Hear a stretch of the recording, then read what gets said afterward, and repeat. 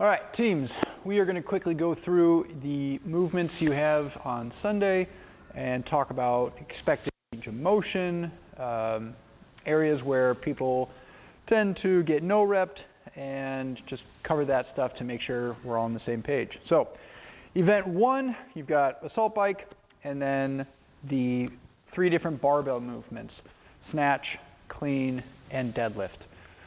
First and foremost, I had this question. The calories on the bike and then the barbell movement do not need to be partitioned evenly.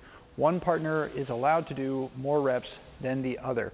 You can partition it whenever you want, so you can get off the bike and switch whenever you need to. You can switch the barbell after 1 at a time, after 2 and 1, however you want to break that up. It's totally up to you and your teammate. For the snatch and the clean, and then the snatch and the clean, any variation is fine. Muscle snatch, power snatch, or squat snatch. Just make sure that you are showing full control overhead with your knees and hips fully locked out before you start bringing that bar back down.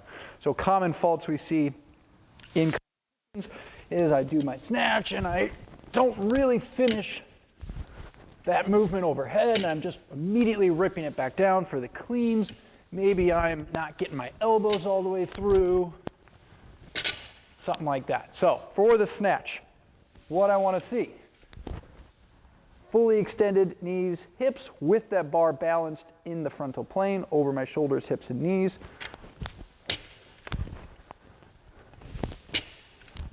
Make sure that we have locked those knees out before the bar starts coming down.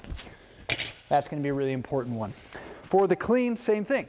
Make sure when that bar is in the front rack, I stand all the way up before bringing it back down. For the deadlift, make sure those shoulders are opening up, or I guess your hips are opening up all the way and extending. What I always tell my athletes in the gym, I think it's a really simple way of thinking about it. If I open my hips all the way up, my shoulders will be where they need to. I don't necessarily need to think about cranking my shoulders back. So if I just straighten my knees and open my hips, my shoulders have now gotten behind the bar for that full range of motion. So knees and hips are going to be the 2 main things that if you focus on getting that full extension, that full feeling of extension in the hip every deadlift, you'll have a good rep. If you feel those things being a little bit soft, you might get no rep.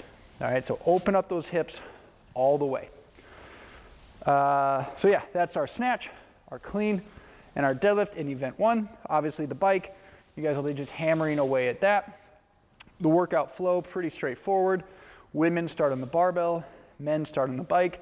Once all of the snatches by the women are done and the calories on the bike are done, you can switch.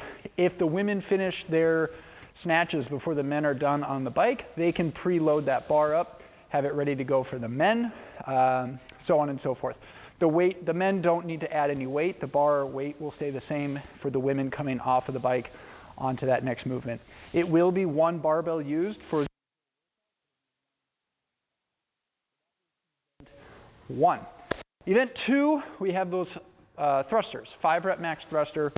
Weight's going to start on the floor. You do need to do a clean to get it up to your shoulders. No one can help you get the bar to your shoulders. However, teammates can load the bar. You can go up in weight, you can go down in weight. That is a slight change from what we originally announced. So the barbell weight does not need to continually go up. You can go up or down. You'll have a men's and a women's bar available. So you can preload 1 bar, have people working on 1 bar, or 1 person working on 1 bar.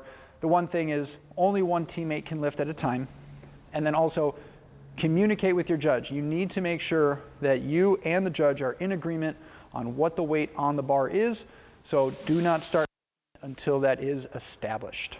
Okay, so for the thruster, make sure that you get it to your shoulders first, pass through a full range of motion at the bottom of the squat, and then similar standard for those prior movements. I want to see full extension in the elbow, have that bar stacked over my shoulders, hips, and knees.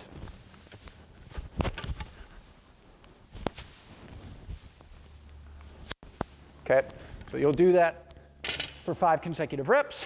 It cannot be done as split. I haven't had anyone ask that, but just in case anyone was wondering about that, it does need to be 5 consecutive reps. As the barbell gets heavier, the tendency will be to want to a jerk to get that barbell overhead. That will be a no rep. If that happens, let's say it's your 4th or your 5th rep, you can re-rack the bar to your shoulders and try again for that next rep to either continue your set or finish your set, okay? However, if you do the knee bend again, it's still not going to count, all right? You'd be still at that same rep count. So when you extend, lock those knees, keep them locked, press, press, press, press, press. If your back starts to arch, that's okay. Just make sure you finish fully stacked, locked out overhead. So that is event 2.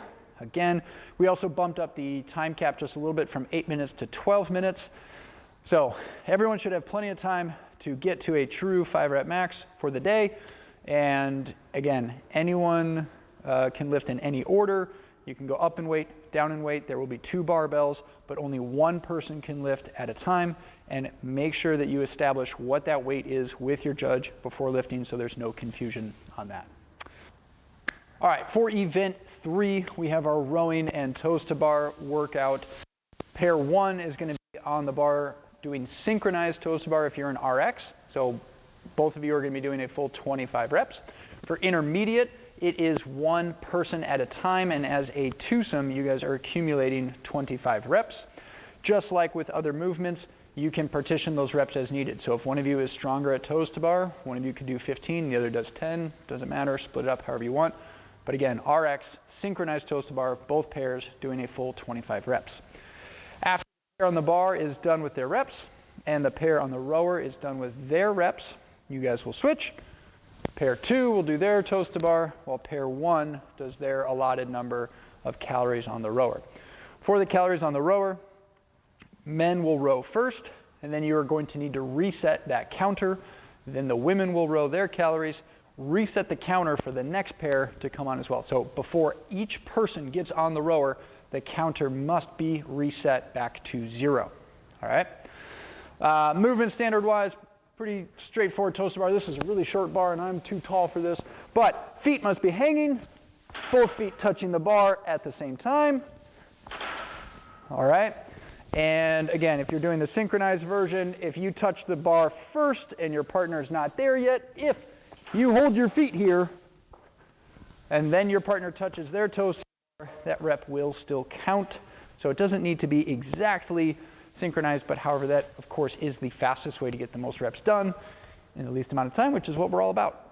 And so, pretty straightforward. Rowing is rowing, toes to bar, simple movement. That's what we got. Those are our movements. Those are the movement standards for this. Really excited to have everyone here this weekend. Looking forward to it. Best of luck to all of the athletes, and we'll see you on Sunday.